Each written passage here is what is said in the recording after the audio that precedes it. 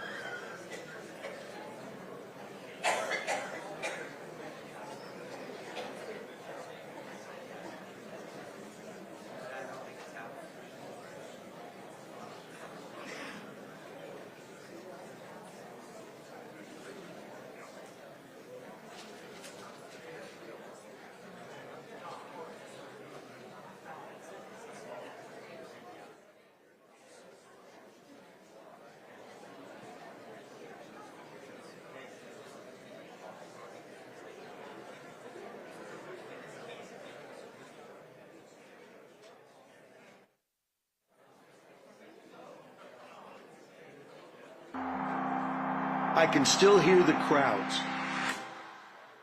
When I first stepped into RFK Stadium, I knew I'd found a home. The roar of the fans, the energy of the city, united as one, was unlike anything I'd ever experienced.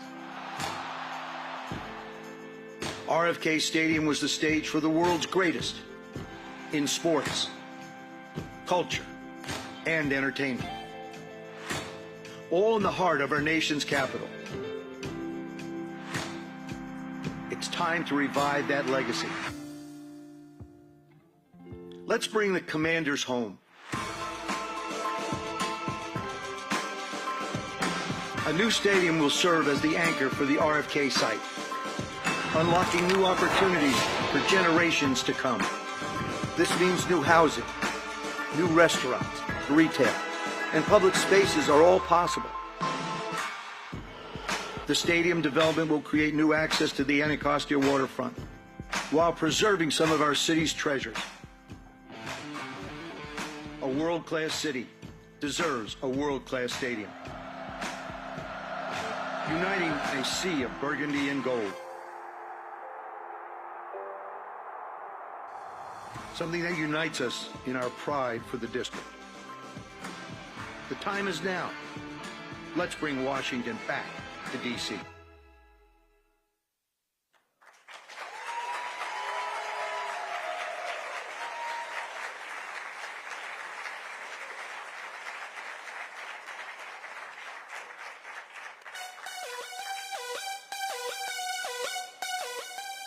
Welcome to D.C.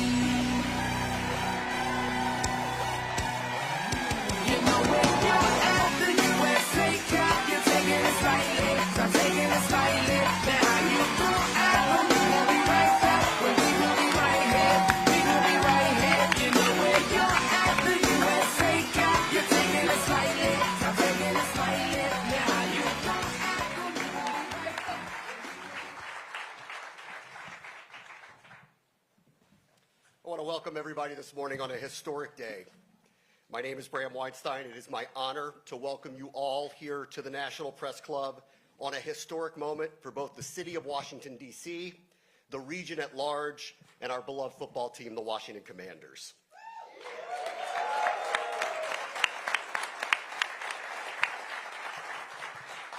You know, sometimes a long, very long, winding road will bring you home. And RFK Stadium was home for a very long time. There were legends that were made there that are here with us today. Hall of Famers like John Riggins and Darryl Green.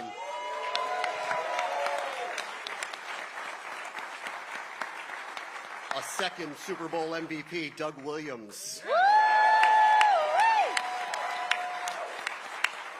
And of course, our legendary Hall of Fame coach, Joe Gibbs.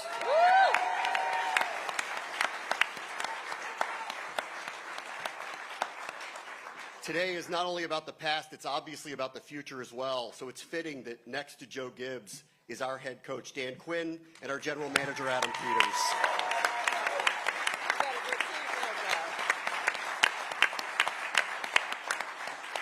Timeless memories were made at the RFK site, and that's what today is about, repeating that.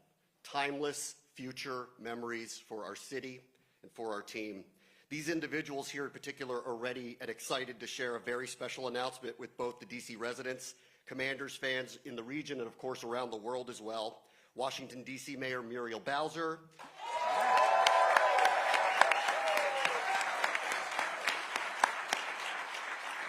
the managing partner of the Washington Commanders, Josh Harris,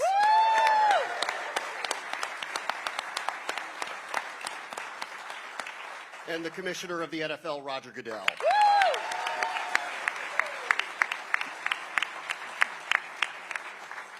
Been waiting a long time to say this, Madam Mayor. It is time for kickoff. So, Mayor Bowser, the floor is yours. Thank you, Bram.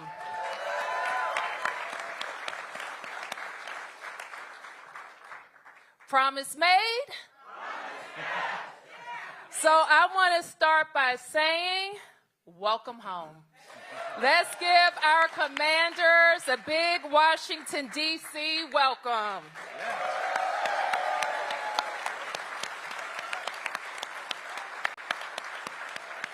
We are so happy to talk this morning about bringing our team home to the sports capital, back to RFK, where they belong. And I couldn't be more excited for our city, our team, and our fans. Josh and the entire team at the Commanders, thank you.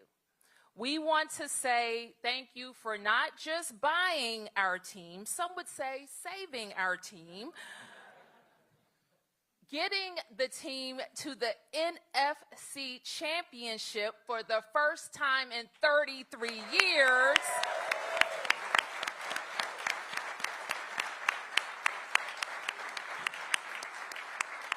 But we want to thank you for making a transformational investment in Ward 7,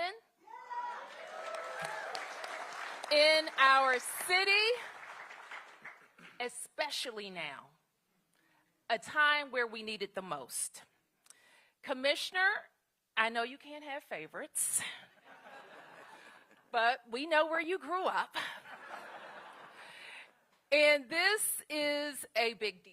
I've been working on this for the 10 years that I've been mayor. And now we have the right partner at the right time. And Josh is someone who cares more than just about this franchise. He cares about doing the right thing. And he likes to win. You've heard me say that before. He knows how to put together a winning team. And throughout this process, it's been a cooperative one. We were joined in our goals to advance a deal that we could be proud of, a development that would serve the city for generations to come, and support the best professional sports franchise in the world. So when Josh talks about this, he very elegantly says that he wants to provide and do for the city and give the city what it deserves. And I agree. And I'd go a step further and say that right now, as our economy is shifting, it's something our city really needs, because we need growth and we need jobs. We have 180 acres of opportunity on the banks of the Anacostia River. And we have, and I have to pause to acknowledge our Congresswoman and Congressman James Comer of Kentucky, who advanced a bipartisan effort to deliver that land to D.C. Thank you, Congresswoman Norton.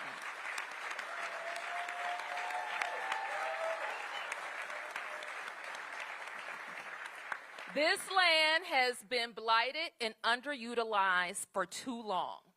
And what our deal with the Washington Commanders provides is the fastest and surest route to developing the RFK campus, and not just delivering sports and entertainment, but delivering housing, jobs, recreation, and economic development.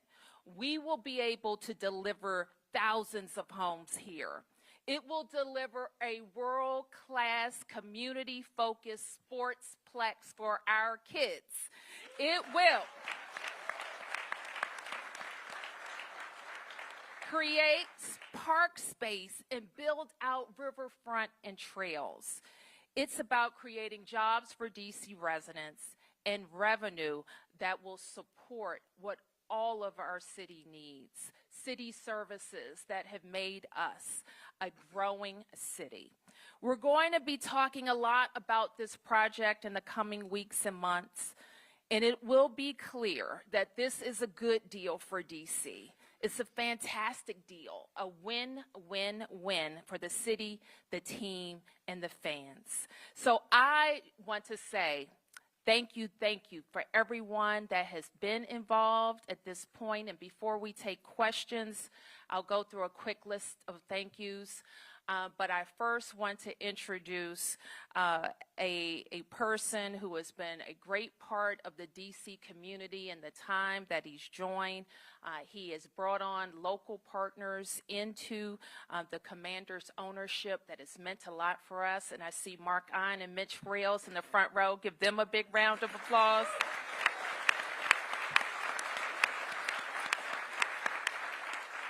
These guys bet on DC a long time ago, and I am just so grateful for your partnership, Josh. And you have the floor. Josh Harris, the owner of the Washington Commanders. Well, everyone, what a great day. It's a great day in our process to bring the Commanders home. And Mayor, thank you. I'm so appreciative for our partnership and everything you've done through this process. And, you know, this day is a testament to your leadership and the city's leadership. So thank you. Thank you.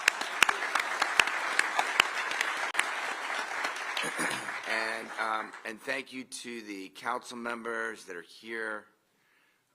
We know you're going to be considering all this, and thank you for your partnership in helping us get to this historic moment. We know you have a bunch of work to do, and we're going to be there transparently providing all the information to you, Chairman Mendelson. I know you're not here with us today, and the entire group of DC council members, so very much appreciative that you're here today to listen. And Roger, I know you're busy. Thank you for being here. It's very meaningful to have the commissioner of the NFL sitting side by side with us today. So today I am absolutely thrilled to announce that the Commanders are ready to make the single, and our partners are committed to make the single largest private investment in DC history.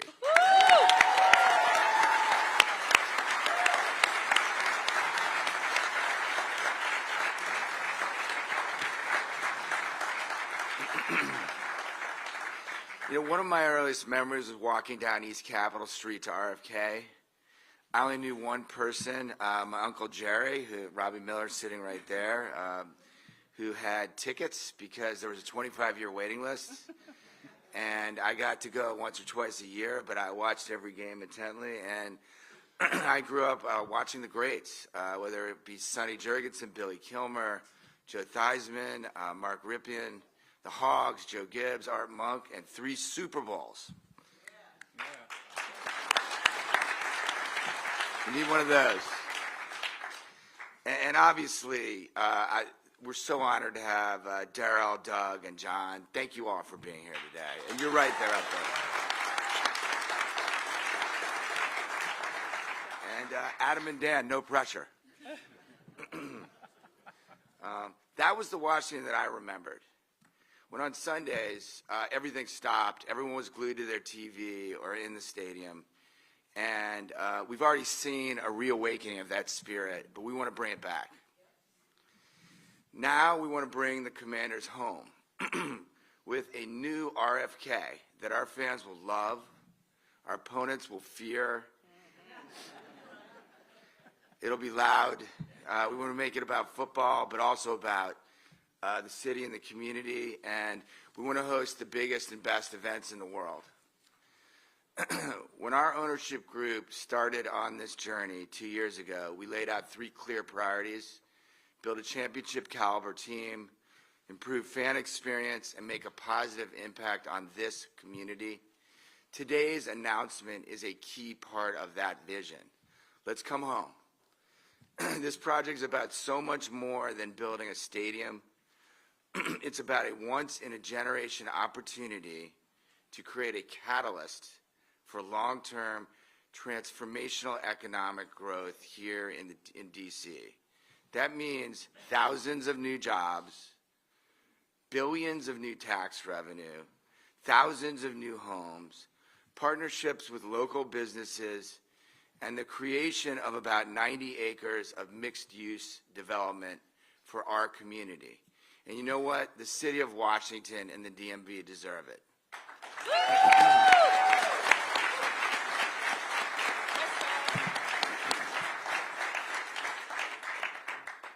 Without exaggeration, this will be the best stadium in the country when it's built in front of the Anacostia River, facing the Capitol and the Washington I wonder Monument. if we should show a picture of it. Show it up.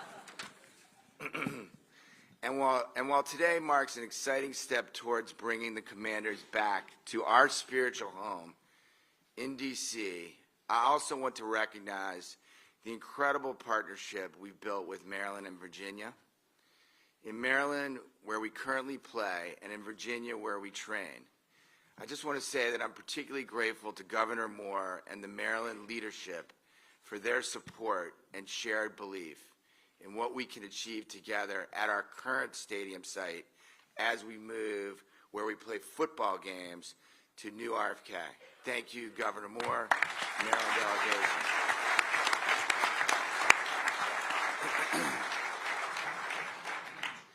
On a personal note, I am deeply humbled and grateful that God has allowed me to be part of this journey to help shape the next chapter for Commanders football, for DC, and for the entire DMV community.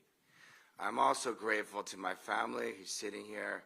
Couldn't have done it without you, my wife Marjorie, Hannah, my brother Gabe, my mother Sylvia, Mama Commander. Mama. I love it.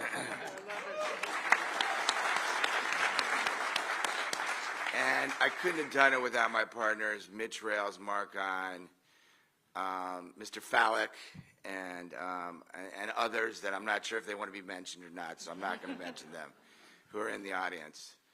I believe, and I know that Mayor Bowser believes, I know that you believe, in the power of this project to bring our city and this region together.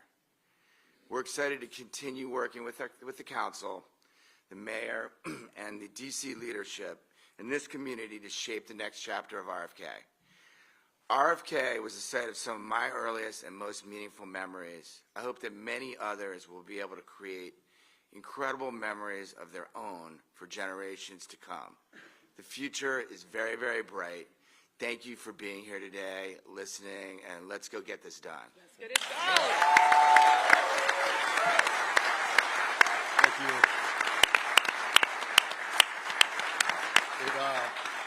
It will take quite an investment in infrastructure because we're going to make that stadium shake once again. Just like we used to. Do it. They know all about that. This also could be a crown jewel in making Washington the most powerful sports city in the world. And with that in mind, let me introduce NFL Commissioner Roger Goodell, who, like myself and like many of us in this room, grew up going to the old RFK Stadium. Commissioner. Good morning. Good morning, everyone, and thanks, Bram. This is a very special day, one that many of us have been looking forward to many years. I'm excited to join the mayor and Josh to help announce the intention of the Commanders to return to their historical site, their home in Washington, D.C. Thank you to Mayor Bowser for your leadership, extraordinary, and we're here and glad to support you, and of course to Josh for your incredible leadership.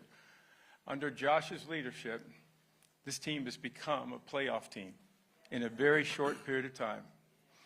With this stadium, it will also become a leader off the field too. The Commanders' future is clearly a bright one.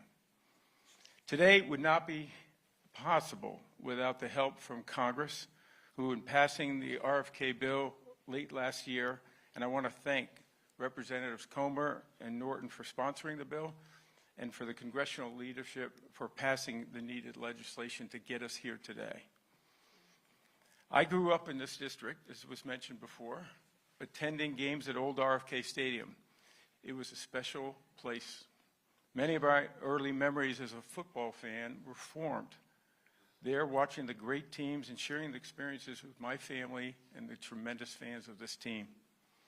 A generation of fans growing up rooting for the team did not have that experience, but the next ones will, and I could not be more excited for them. The stadium project announced today promises to be great for the fans, the team, and the district, and the NFL. It also makes us better as a club, as a league, and all of our clubs playing in a world-class stadium in front of passionate fans is one of our big objectives. We've seen throughout the country new stadiums transform communities. Since 2001, more than $32 billion has been invested in stadiums, and there are at least 8 more projects underway, an estimated cost of $20 billion. This will be critical in revitalizing an area that has been dormant and undeveloped for nearly 30 years when the team first left. Here in the district, there will be billions of dollars invested in this area and economic activity that lifts up the city and generates jobs throughout the region. The NFL has a long history of investing in stadiums projects along with the home team, but all 31 teams will contribute along with Josh and his partners. This is an important project that the league recognizes, and we will be there to support. Once again, I want to thank the mayor and Josh for their incredible leadership. We look forward to working with you both. This project is important to us, and we recognize we will be supporting you throughout the city council process as well, and look forward to seeing us all on opening day. Thank you, Roger. Yes. Give the commissioner a big round of applause.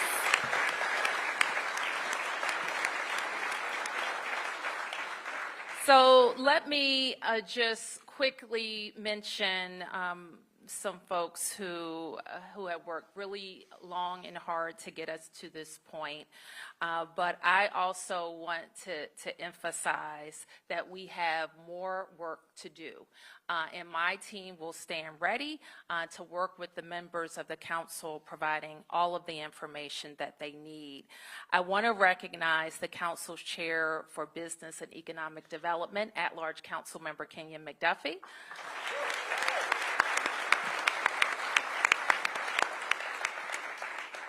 The host council member for RFK, and I told him he came in the door winning, council member Wendell Felder.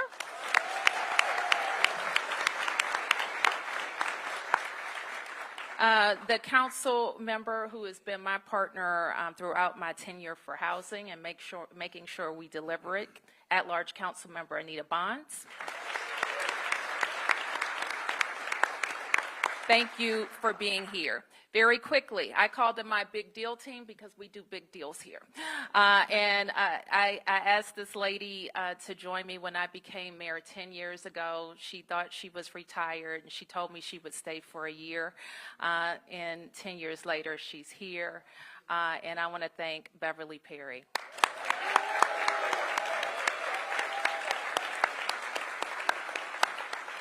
I want to acknowledge our chief deal maker on this one, Sarosh Odpadwala.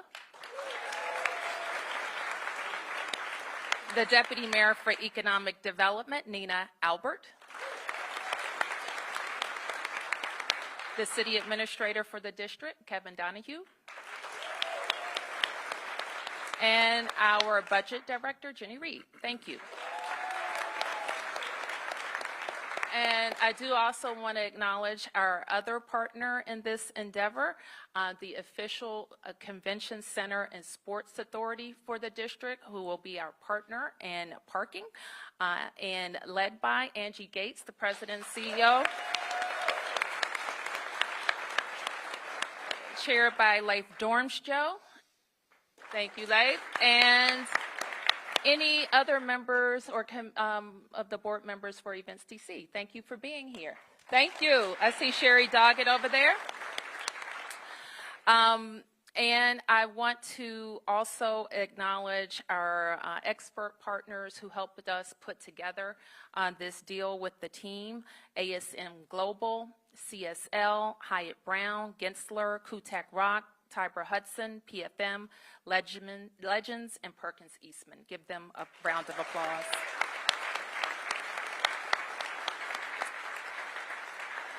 Other members of the Congress who have been in the front and behind the scenes: Senator Mark Warner, Senator Tim Kaine, Senator Joe Manchin, Congressman Benny Thompson, and Congressman Clyburn. Please give them a big round of applause.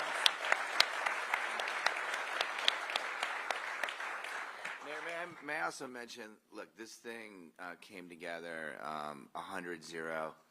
I mean, there's been many parts of this journey in the Senate at 12:01. I learned a lot about the political process. And I just want to thank the senators from Maryland, the senators from Virginia, Absolutely. for being there and for supporting this effort, because we wouldn't be here without them. So thank you. Thank you. And final mentions to two of my predecessors who are here, one who brought baseball home, former Mayor Anthony Williams. And I know a very proud woman today, Mayor Sharon Pratt.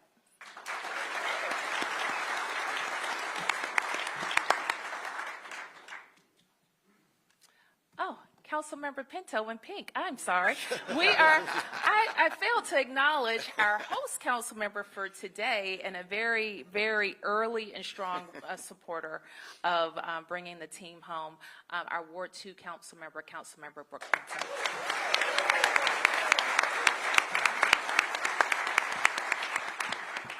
This is an exciting day, and we do hope it is the first of a few historic announcements along the trail here. Our panel has agreed to take a few questions now, so why don't we do that, and let's start with John Keim from ESPN.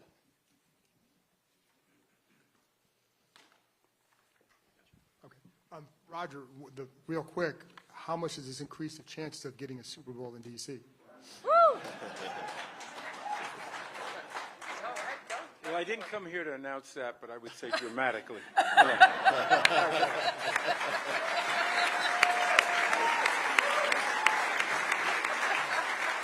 Our next question, Sam Fortier of the Washington Post. For all of you, when did this moment start to feel real, and what does it feel like right now? Well, I'll start. I mean, obviously, this has been a vision of ours since we bought the team, bought the club. It was in our original plan. It's been a journey. It's been a process. I'd say, for me personally, it really started to get real in the last few weeks when, when the mayor, I think, shook me by and said, we got to get going, even though we're waiting around for some politics to occur. And but it got real then, and we're so happy to be in partnership with the city and the NFL announcing it today. For me, Sam, I knew once we got the land that we needed to be ready. And when I sat across the table from Josh, and we kind of had a time frame in mind that this had to get done, or we were both going to have to move on. He was going to have to move on from us, and we were going to have to move on from the team. And so once we established that, I already knew we had the best site. I did. I knew we had the best site. And once I knew that he wanted to be back home, that we chartered a path to get there. So I would say when we knew we had the land, we'd already been working on a pretty good plan, and now we're here. I would just add very quickly, these projects are not easy projects to take on. They're complex. They involve a lot of decision making along the way. There are difficult periods, but I would fall back on the leadership of the mayor, who had the vision and the willingness to take this on. I think that does not happen in cities or states without that kind of a political leader standing up and saying this is good for our community, which we obviously agree. And of course, Josh, who understood not just the emotional reason for coming back to the district, but also this was really the right thing for this community. This will be a tremendous economic driver, but more importantly, I think it will send a signal to everyone in the world, frankly, of this community and the way they're going and the direction they're going. Our next question, David Aldridge from The Athletic. Thank you.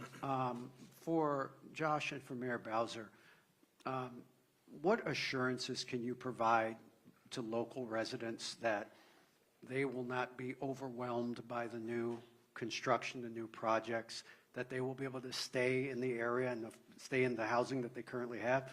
And for Roger, I wonder if the SoFi project in LA, is it all analogous to this in terms of the partnership that the Cronkies had with the city of Inglewood?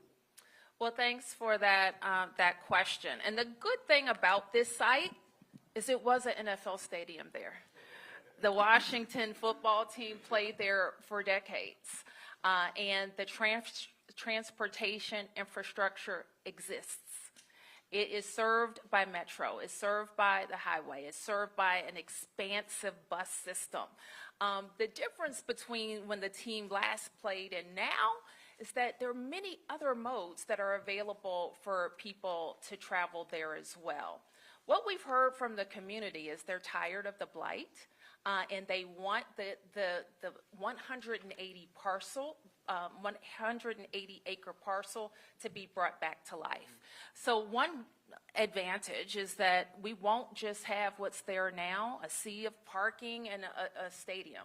We're going to be able to have a wonderful mix of uses. I love that we can show a map that demonstrates all of the different parcels that will be engaged, that include entertainment, an entertainment district that has set aside park space, including the area that can't be developed right along the Anacostia River, and an entire recreation district that the district will populate with the existing fields in our sportsplex, and what we're calling the Kingman Park District, which will be largely residential. So this is what we promise to deliver, a mix of uses that includes an NFL stadium. Yeah, David, the only thing I would add, and that's well said, is just that only 15%. Right now, there's a crumbling. I mean, we've walked around there a bunch of times, and there's nothing there, right? And it's just been that way since RFK closed in the 90s. And so now we're bringing this area back to life. We're activating the area. And the stadium itself is only 15% of the overall landmass. So, obviously, this is going to be a great thing for that area in terms of activating the Anacostia River. You can actually ride your bike from Nationals Park. It's a 15-minute bike ride. Activating, enhancing the amenities for the neighborhoods there, grocery stores, other things, restaurants. So that's a big part of what we're doing. David, I think you asked about analogous to other stadiums.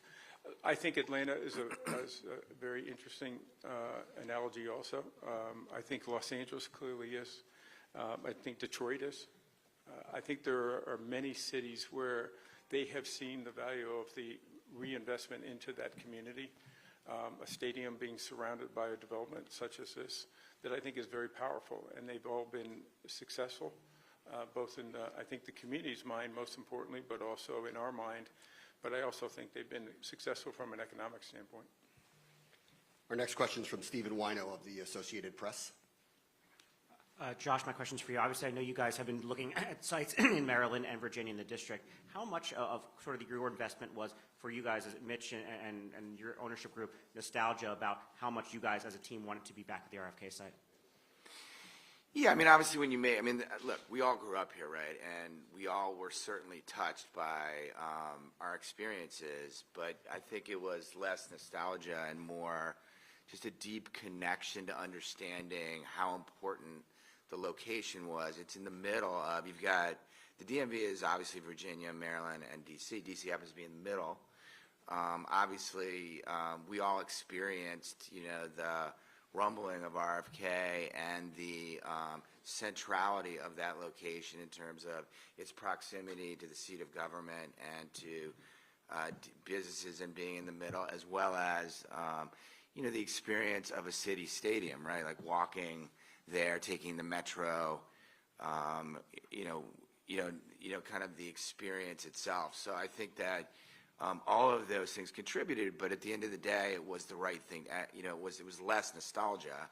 It was more just the fact that we had grown up here gave us that vision to, not look at the crumbling concrete that was there, but remember in our minds the vivid nature of what Washington football was all about and how it really brought a city that was socioeconomically, distinct and challenged at that point with lots of groups of people together, right? No matter where you were from, who you were, your race, color, religion. On Sundays, you were a Washington football fan. And so that really did contribute to our focus on it, and then, kind of brought it to life. And then, look, let's face it, Washington is amongst, if not the most important city in the world. It's a gateway city for the United States of America. And, to have a stadium and a site, where you can see the Washington Monument, you can see the Capitol. I remember watching on TV those shots and having John Madden talk about, we're here in the nation's capital, and there's the Washington Monument, there's the White House, there's the nation's capital, and then there's RFK at that bowl, right? And so all that stuff was incredibly motivating to all of us. Our next question is from Chick Hernandez at WUSA. All righty then. You gonna hold this? Okay. I am capable. Commissioner, we've had 2 decades of darkness here with this franchise, and then it turned around. What's the league view of this franchise and what's taking place right now with this welcoming back home? Yeah, I would say that the league view is incredibly positive. Josh coming in and I think making a commitment to this franchise that they were going to be one that this community would be proud of. Obviously, every owner that comes in hopes to have the winning tradition reestablished quickly. I think Josh may have been ahead of his timetable a little bit, but good for him. And I think it's good beyond... GM and coach and quarterback. Jaden helps, but he's got a great team over here. But I would say that we look at this as a very important football market. This has been one that we want to have, obviously, a sterling franchise in this community. We feel that we have that now. It's going in the right direction. I think the commitment by Josh and the city to bring the team back into D.C. is a really important one. I think emotionally, but also I think it signifies that they care about this community, they care deeply about it, and they're going to do the right things to make this franchise successful. Our next question is from Rebecca Turco of WJLA-7. Hi, good morning. This is a question for the mayor. The $202 million for infrastructure and the $89 million for the sportsplex. Can you explain why use taxpayer money for this? Why not pursue creative options like personal seat licenses, for instance? Okay, so I think you've asked me about the public investment in the stadium. So what I hope has been made clear is that this is a massive investment and the largest private investment in the district's history. The Commanders will be committing $2.7 billion to building the stadium. $2.7 billion. So the total investment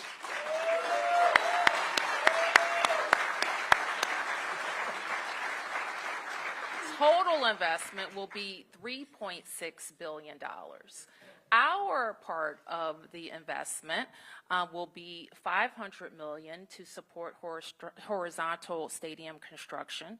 And Events DC, as I mentioned, our partner, is partnering for parking in the sum of $181 million. And the district is also partnering in parking for a total of $175 million. At the end of the day, we will own both of the parking garages. And so in addition to that, is we would, and as we have done with all public parcel development, we contribute to infrastructure development. And so we have the sum of $202 million listed there for roadways and transportation studies and the like that support bringing RFK to life. Very similar to what we're doing at McMillan, or what we've done at St. Elizabeth's, or what we've done at Walter Reed, or what we've done at the adjacent Hill East. That the district goes in and supports infrastructure and works with a trusted development partner to build out. And that's how we expect to proceed here. As it relates to the sportsplex, This is a long promise of mine. I think you know, 3 years ago, I made my first investment in the Sportsplex in our capital improvements plan, and we're coming back as part of this package to make sure we deliver it. You may not know this, but our kids right now leave school, if they are indoor track athletes, for example, and they travel out of DC to go do track. Our gymnasts, they go around the region. Our cheerleaders don't have a place to cheer. So we need a world-class indoor sports facility, and we will invest in it at RFK.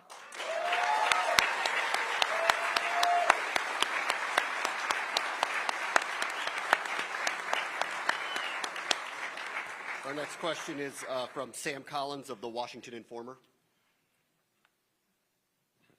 Peace and blessings. Sam P.K. Collins of the Washington Informer. Madam Mayor, and anybody else who wants to answer, if we can just talk about, as it relates to the community benefits plan, what is the timeline of stakeholder engagement? How much in funds are we talking about being dispersed? And is this an arrangement that's happening in perpetuity or for a limited time? Well, with all economic development projects, I start with this, and I've been involved with a lot over the years. The number one community benefit is what we will deliver on the site. So we will be able to deliver because of this catalytic anchor investment by the commanders between 5,000 and 6,000 units of housing. We will be able to deliver more hotels. We will be able to deliver more jobs. So those are the chief economic benefits. When we look at this, more than 16,000 jobs will be created and more than $20 billion in tax revenue over the period of this commitment. Those are the benefits. Additionally, we have laid out some pretty preliminary ideas with the team about other ways that the community will want to be involved in the site. I know I've had some preliminary conversations with members of the council, and the team has had preliminary conversations with members of the council, and I expect those ideas will be fleshed out during the council process. Our next question is from Mark Seagraves of NBC4. Hey, good morning. Thanks very much. A question for you, Mayor Bowser, and a question for you, Mr. Harris. Mayor Bowser, I'm just wondering what you will say to residents at a time, you're faced with an enormous uphill budget battle going forward, both in the 2025 and in the upcoming 2026, with the prospects of layoffs, cuts of services, and hundreds of millions of dollars cut from the out years in the budget. How do you justify, what do you say to residents who think this is not the right time to put hundreds of millions of dollars into this development when you're having to cut services and possibly furlough workers? And then, Mr. Harris, for you, you mentioned that through this you've learned a lot about the political process with the federal government. You're about to learn a lot about the political process with the D.C. Council. And I only see 4 council members here today. You're going to need 7 votes. I'm wondering what your plan, we saw what happened with Monumental in Virginia. I'm wondering what your plan B is and how serious you've negotiated with Maryland throughout this if this deal falls through, if the D.C. Council fails to approve this. So, Mayor Bowser, first, Mark, I want to make sure you're not confusing viewers. We're not talking about the CR-caused FY25 summer crises. We're not talking about that. What we're talking about is our future. We're talking about our FY26 budget. And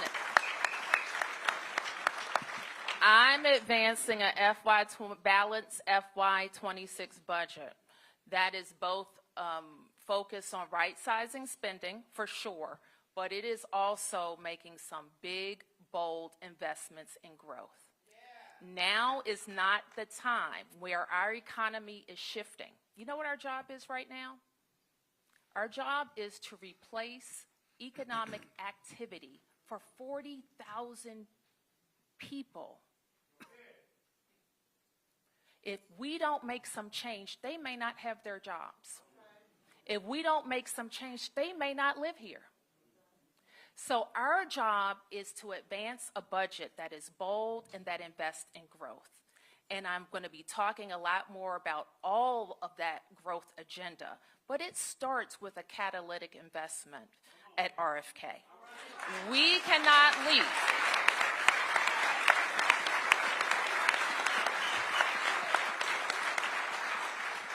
If you need to add revenue, as we do, you can't leave 180 acres vacant. If you need to add jobs, as we do, you cannot wait for an anchor to show up to start developing there. When you need to attract business, you have to be about business.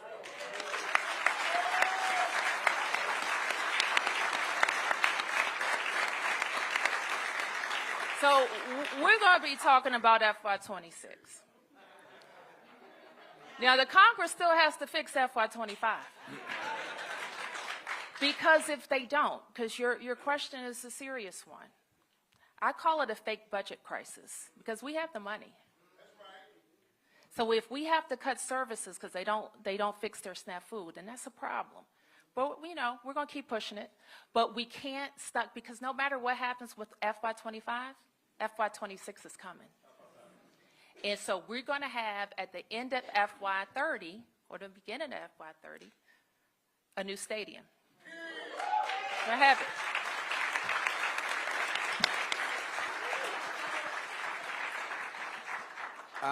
I think that this is an incredible ROI for the city of DC, the local community around the stadium. Literally, the mayor has done an amazing job at negotiating on behalf of the city, but also becoming a partner with us in an investment that is going to create like billions of tax revenue, thousands of jobs, a whole new community, and tie together the city. And look, I look forward to continuing my engagement and intensifying my engagement with the council, both Ward 7, but also the broader DC communities and the people that are representing the broader DC community, and being super transparent, giving them the details they need. And I think the project speaks for itself. And I think the project will stand, and I believe will convince the council this is in the best interest of DC.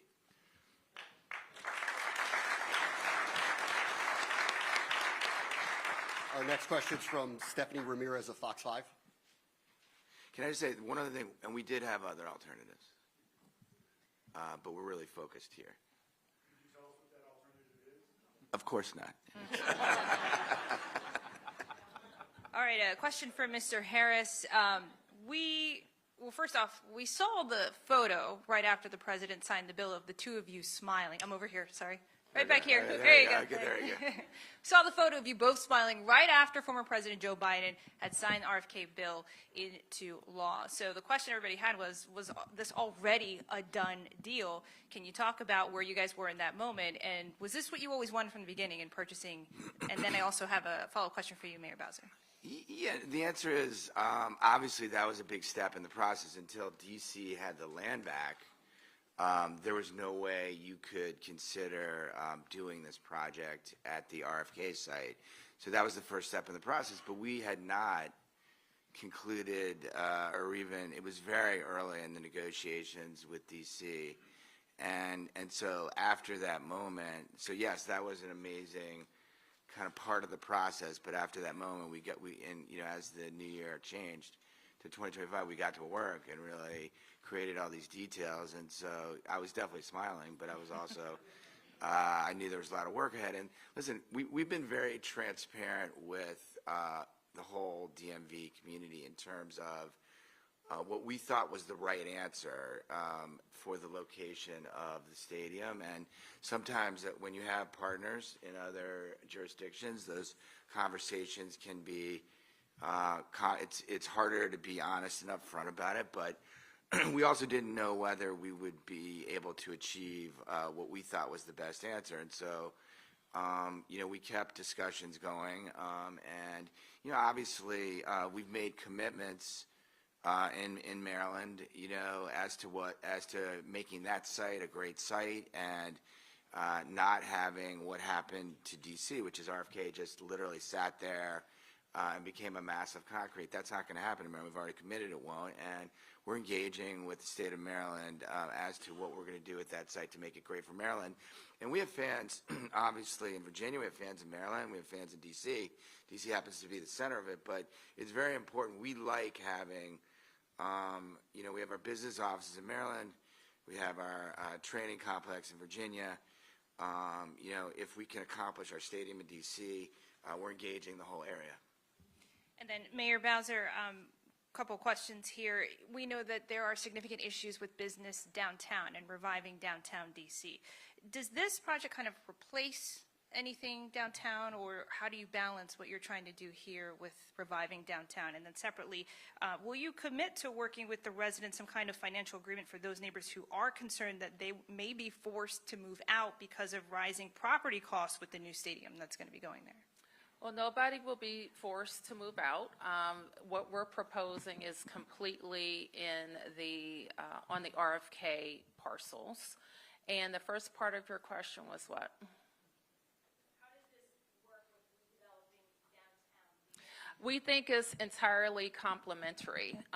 And more than that, we kind of got an early start on our growth agenda, what I'm now calling our growth agenda, because of the work that we were able to do downtown. And it's particularly around Chinatown and Gallery Place. And I see our Gallery Place Chinatown co-chairs here. Give those ladies a big round of applause. Jody and Debbie. I see Jerem Price, who helped produce the Downtown Action Report. The council members at the front who unanimously approved a $515 million investment in keeping the Capital One Arena downtown. Might I add a structure that's very similar to what we are proposing here. And so I think that we have demonstrated that cities especially we're doubling down on what's working for us. We are a hospitality economy and a sports and entertainment economy. You've heard me say 1,000 times. This is not just fun and games. It's dollars and cents for the city. And what happens at these parcels helps us invest in all 8 wards. We have time for one final question. Kate Ryan from WTOP.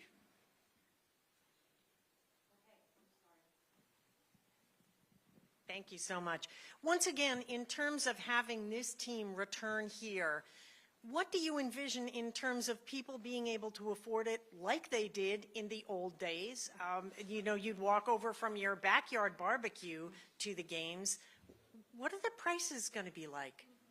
Yes, actually, Mark and I pulled out a ticket, and I hate to say it, from 1972. He kept it somehow, and it was $12 fees. But look, I think obviously for us, affordability. We sit down every year, and Mark Klaus, our new president, is there. We sit down as a business team, and we set ticket prices, and we are very focused every year on affordability and inclusion, and the ability of I have a family, the ability of everyone to bring their family to the game. And so that's going to continue to be, kind of a priority for us. New stadium, old stadium, pretty much everywhere. Thanks. We're going to give you an opportunity to have a photo opportunity in just a moment. We're going to ask you all to stay seated as we're going to call you up in groups. But first, to commemorate what is a historic day, we're going to take this commander's helmet. Mayor Bowser, Josh Harris, Commissioner Goodell are all going to sign this today. Great.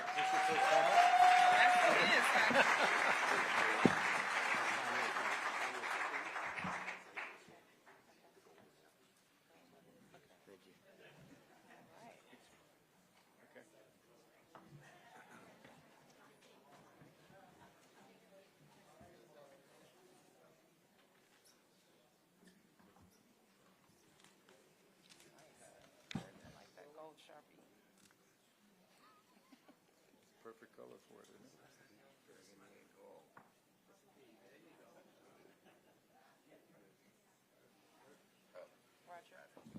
guess it may.